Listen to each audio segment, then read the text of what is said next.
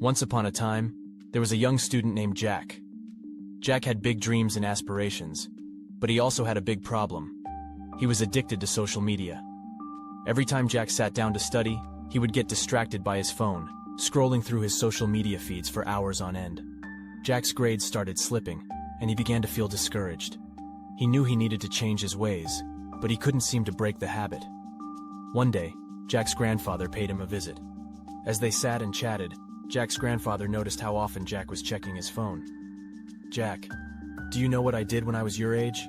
his grandfather asked. "No, what?" Jack replied.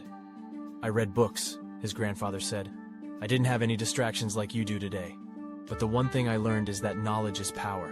It can take you places you never thought possible. You have the ability to achieve anything you want in life, but you have to be willing to put in the work." Those words stuck with Jack. He realized that he had been wasting precious time on social media when he could have been studying and learning. He made a decision to put down his phone and pick up his textbooks. At first, it was difficult. Jack had to retrain his brain to focus on his studies instead of his social media feeds. But over time, he began to see the results. His grades improved, and he felt more confident in his abilities. Jack learned that social media may be entertaining, but it would never give him the sense of accomplishment that he felt when he studied and learned something new.